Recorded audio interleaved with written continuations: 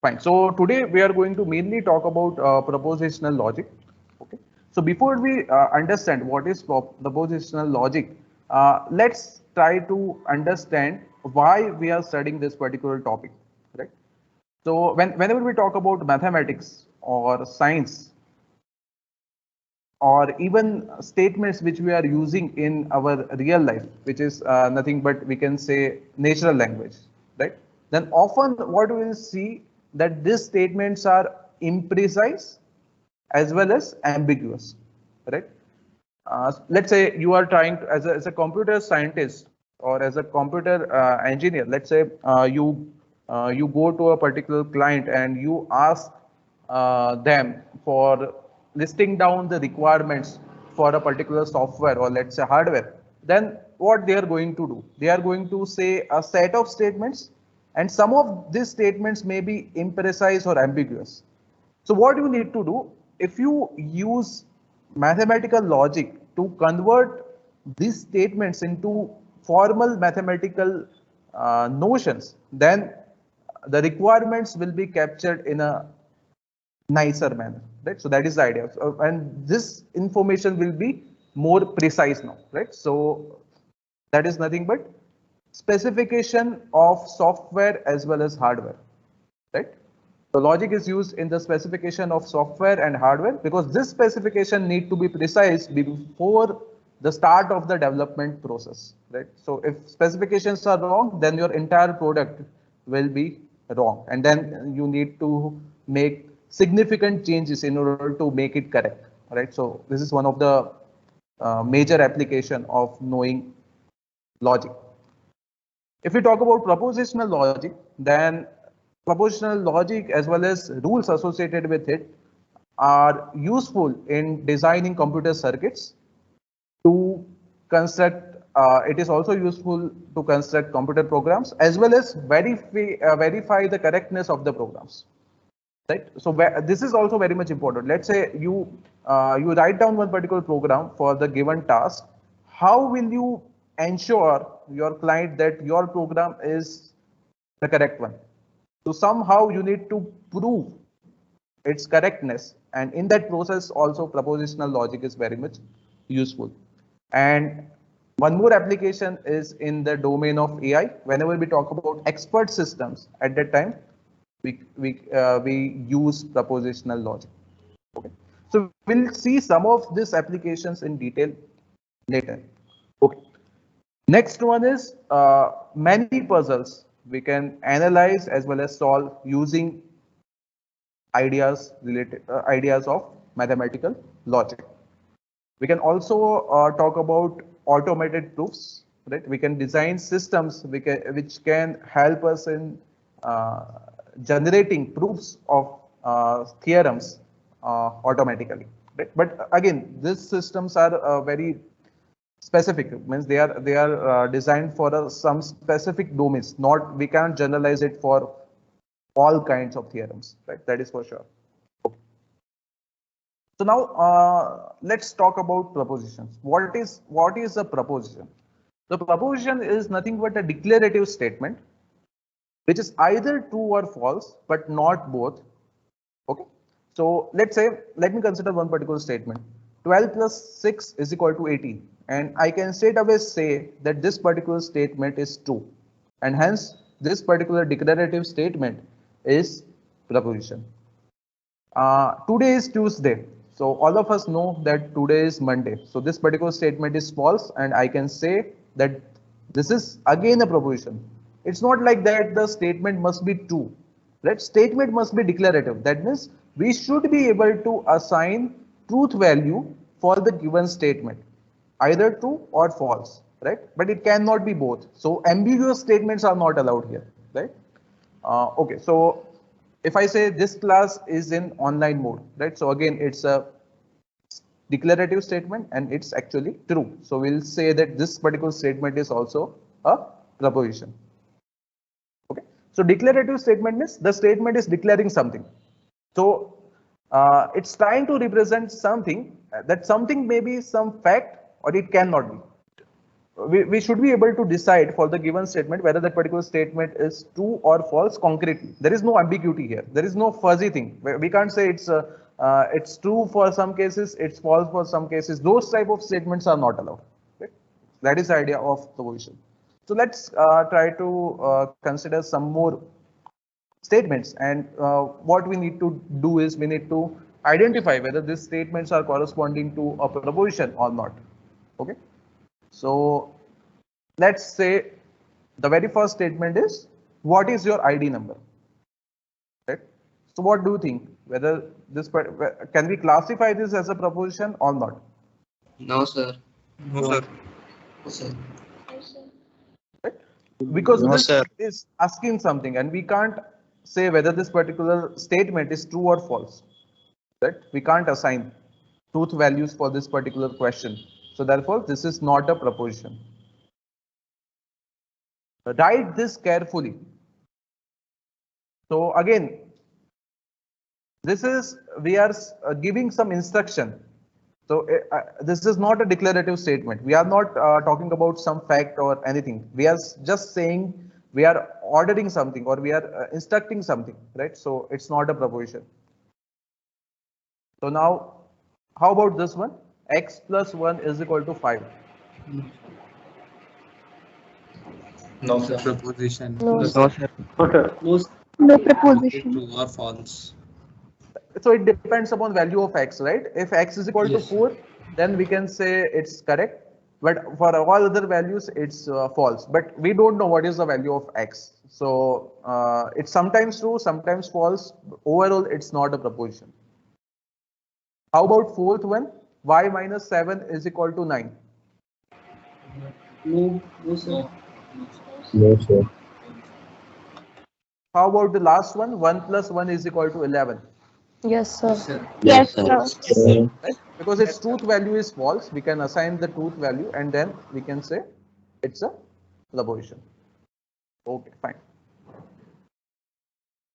Now, the next concept is propositional variables. So propositions are usually denoted using lowercase letters of the English alphabet, which are called propositional variables. The conventional letters which are used for denoting these variables are usually this: small p, small q, small r, small s, and so on. So we can take one example, then it will become more clear. So let's say the statement is this: 2 is the only even prime number. And let's say we are using a variable called, let's say, small p to denote this particular statement. Right? Now, what is the meaning of this statement? P is true. If we say P is true, that means we are saying that indeed this particular statement is correct. So that means what we are doing now, instead of considering the entire statement and then say this particular statement is true, we are going to use variables and then we will say the variable has truth value true. The meaning is same. So for example, let's say I use small q. Okay, so let me use small q to denote this particular statement. Let's say small q denotes this: 1 plus 1 is equal to 11. So to say that 1 plus 1 is equal to 11 is false is equivalent to say q is false. You understand? Because now instead of this entire statement, I am using a variable which is nothing but q, right? So instead of assigning truth values to your entire statement, we are going to denote them with this small English alphabets, right? So that is the idea. And can anyone tell me which kind of variable we can consider as a propositional variable? Which types of values will be obtained by these propositional variables? Boolean. Yes, because I consider any propositional variable, they are representing what? Propositions. And propositions can only, valid propositions are only which get either true or false as their truth values. So that means these propositional variables are also Boolean and they are going to get either true or false as their truth values, right? And sometimes we use different terminology also. Instead of true, we write 1. Instead of false, we write 0, right? So this is also valid representation. So now, let's say we have more than one propositions. Then we can combine this propositions using various compound, various connectives, right? So for example, let's say two propositions are, let's say P and Q, let's say. And now what we want, we can generate a new proposition, let's say R, where in R we are saying P as well as Q. These two statements must be true, then only the entire new statement, which is nothing but R, will be true, right? So let me take one example. Let's say P is the same. Let's say 2 is the only even prime number. This is my P, right? And Q, I am taking, let's say 3 is an odd number. Okay. And now new proposition will be 2 is the only even prime number and 3 is an odd number, right? So the entire proposition is nothing but conjunction of P as well as Q, right? So the name is conjunction. The name of the connective is conjunction, which is nothing but our traditional AND, right? So if P as well as Q, both of them are true, then only the entire new statement, which is nothing but R, the new proposition R, will have value true. Similarly, we can talk about disjunction. In disjunction, what we need to check, if at least one of these two, P or Q, is true, then we can say that entire statement, which is nothing but P disjunction Q or P or Q, is true. Then we can also talk about negation. So in negation, what we are going to say, let's say if statement is P, then negation of P is nothing but not P. So, right? So we can also represent it like this.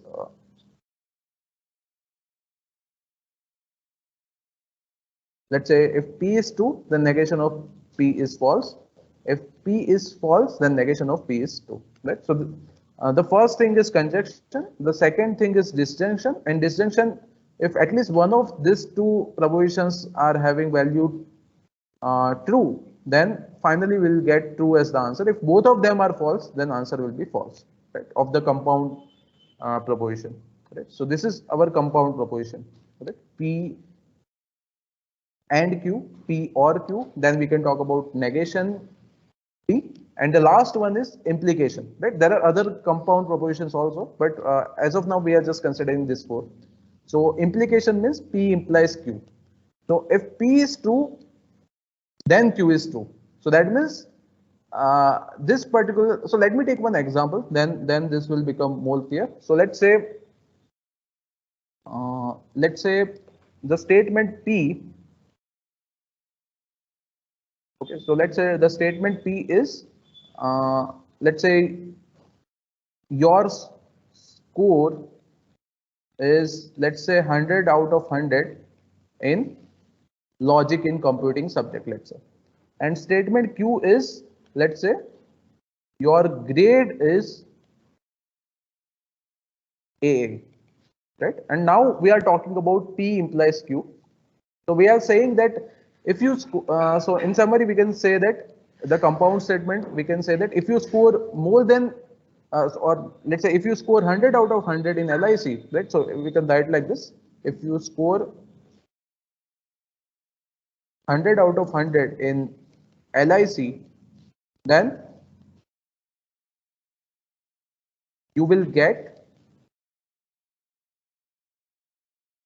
an A grade, right? So this is the statement. Now, if we analyze this, then we need to consider four cases. The first case we need to consider is, let's say both the statements are true. Let's say P is true and Q is true. Let's say you have scored 100 out of 100 in this particular subject, and then we are saying that your grade is also A, and this makes sense. If your score is 100, then you will definitely get A grade, that is for sure. So this is the first case. We'll analyze the second case after some time. Let's consider the third case where I'm saying P is false but Q is true. So that means you haven't scored 100 out of 100 in this particular subject LIC, but still your grade is A. Is it possible? Yes, sir. Yes, it's possible. It depends upon the grading policy. Let's say the instructor decides that if someone scores more than 90, or let's say if someone has obtained the highest marks, then he or she will get an A grade. So this is also possible. Third case where someone if where you haven't scored 100 out of 100, but still you have managed to get an A grade. Right? So this is also possible. Now let's say the fourth scenario, right, where you haven't scored 100 out of 100 and you didn't get, let's say, A grade. So this is also possible. Let's say someone has scored just 50 and grade will be, let's say, CC, right? So which is not A. So this is also possible. Now, only case which is remaining is second case. What is the second case? In second case, you are saying that you have scored 100 out of 100, but still your grade is not A. So this is not possible. If you have scored out of out, then according to rules, let's say the rule says, grading rule says, one of the grading rules is, let's say if someone has scored 100 out of 100, then you must give A grade for that particular student, right? In the underlying subject, right? So if that rule is mentioned, then this is right not possible, where you have scored 100 but still your grade is not A. So this only in this case your implication is false. In all other cases your implication is true. So this is the idea of implication, where we are saying P implies Q. Right? I hope you understand this. So the idea is the implication is false only in the case where P is true and Q is false. In all other cases, your implication is correct, because all other scenarios are possible. Only this scenario is not possible, where your implication or your statement P is correct and your statement Q is false. So this combination, right? So this combination is invalid. Right? Therefore, we are saying it's not possible, and the compound statement will be false in this particular case. Okay. Okay, so we can fill this now. If both P and Q are true, then answer is true. If TF, then answer is false. If FT, then answer is true. If FF, then answer is true. Okay. So this we have just discussed, right? So let P and Q be propositions. The proposition which is false when P is true and Q is false, and the entire proposition is true in all other cases, then this compound proposition is called implication of P on Q, right? And the notation is P implies Q. Okay. And here P is called hypothesis or premise, and Q is called the conclusion or consequence, right? So you have scored 100 out of 100. It's hypothesis or premise, and because of that, you will be getting A grade. That is nothing but conclusion or consequence, right? So this implication, whenever we try to convert the given natural language statements, let's say English statements, into mathematical notations, then words may differ. For example, if we consider terminology for P implies Q, then P implies Q can be written in several ways, right? So all of this are equivalent. If P, then Q. P implies Q. If P, comma Q. P only if Q. P is sufficient for Q. A sufficient condition for Q is P, right? Q follows from P. Q if P. Q is necessary for P. A necessary condition for P is Q. Q when P. Q whenever P. Right? So all of this are equivalent. So, for example, a sufficient condition for getting A grade in LIC is scoring 100 out of 100, right? So this is nothing but the same thing we are representing, but now words are different.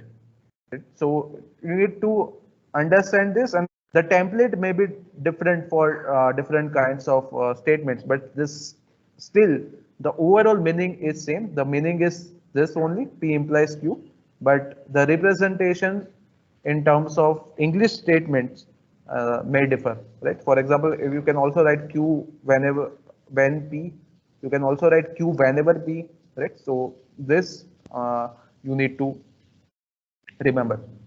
Okay, so apart from this, there is one more, we can consider one more connective, which is nothing but exclusive OR, right? So let's say P exclusive OR Q, right?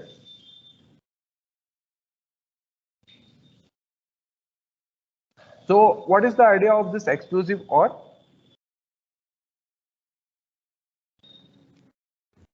So if exactly one of these two is true, then we'll get true as the answer. Otherwise, we'll get false as the answer.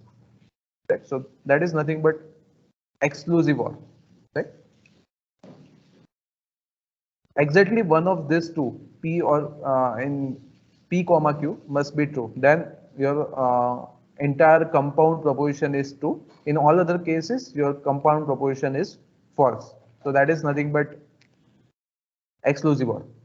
So can you recall and tell me a mathematical theorem which is using, let's say, this template, P implies Q? Pythagoras theorem. Okay, Pythagoras theorem. Let's say I have one statement, one compound proposition, which is nothing but P implies Q. I want to identify its equivalent representation in terms of implication only, but this time I am also allowing use of negation, right? So this implication is anyway there, but apart from implication, as you can see, we have one more connective, which is nothing but negation, right? So let's say use of negation is allowed, and now what I want to identify equivalent representation for this compound statement. Let's say this compound statement is R. Let's say this is R. R is nothing but P implies Q. Now I want equivalent representation for R. Let's say R dash, where use of negation along with implication is allowed. And what I want towards the end, R must be equivalent to R dash. Negation Q implies negation P. So let's verify this answer. So now let me remove this. So instead of this, we are saying negation Q implies negation P. Okay. So now negation Q is there. We need to write down one column for negation P also. So what I'm doing, I'm replacing this P with negation P. So if I do so, then this true will become, so it will be false, false, true, true. Okay. So false, false, true, true. Okay. And now we are failing this. Negation Q implies negation P. So F implies F, right? So it will be true. True implies false, it will be false. False implies true, true. True implies true, true. So only case where answer is false is this particular case, TF. So now you can check this column and this column, right? So these two columns are identical now. So we can say that equivalent, these two are equivalent now. P implies Q is equivalent to negation Q implies negation P. So if we consider the previous statement, then can anyone tell me what will be the equivalent representation in terms of words for negation Q implies negation P? Whenever we are using this implication, then your statements must be in the form of one of this, right? You can't use and. Can you see anywhere and here? No. You are saying words like if, or maybe then, right? If, maybe if then, or other statements or other phrases like sufficient condition, necessary condition, when, whenever, all those kind of things. If. So you can see this also. So here we are saying if P then Q, and now we are talking about equivalence version where we are saying negation Q implies negation P.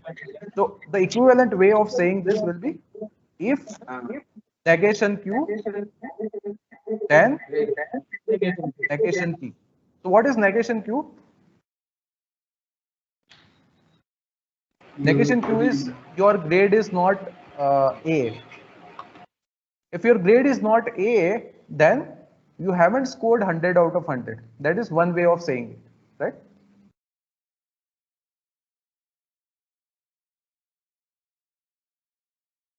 Or what you can say, if P then Q, right? So that means if negation Q, then you can write negation P, right? So if your grade is not A, then comma, your score is not 100 out of 100, right?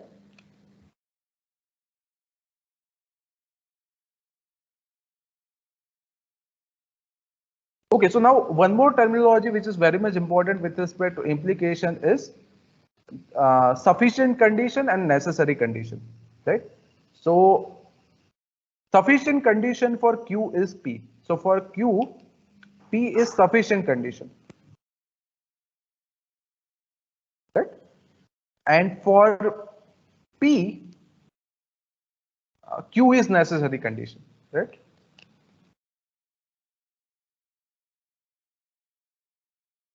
So you can remember like this. So first in P, in any template like this, A implies B. A is sufficient condition for B, right? And B is necessary condition for A, right? Like that. So I have one question. Let's say if I say P implies Q and I am saying Q implies P. What is the meaning of this entire proposition, compound proposition?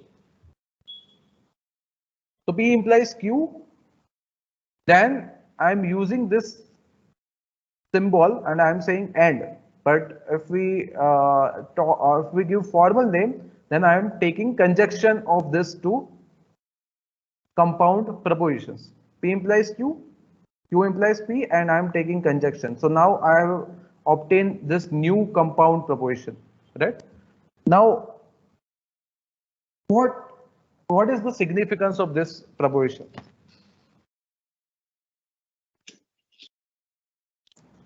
P is both necessary and sufficient for Q, and Q is both necessary and sufficient for P. Right. So that means we are saying, so if we compare this, let's say my R1 is P implies Q, my R2 is this, then let's say you try to derive some result, let's say mathematically, then which result is more stronger? If you are saying P implies Q, or if you are saying P implies Q and Q implies P, which one is more stronger? So here I am saying this is corresponding to if, right? Because if we are saying if P then Q. Now R2 is corresponding to if and only if, because ultimately we are saying this P double implies Q. P if and only if Q, right? So if and only if. So which one is more stronger? R2, right? So your homework is you need to identify one theorem which is in the template of R2, where basically we are saying P if and only if Q. So you need to identify these two statements P and Q such that P double implies Q. Right? So we'll discuss about this more in the next class. Fine. Thank you.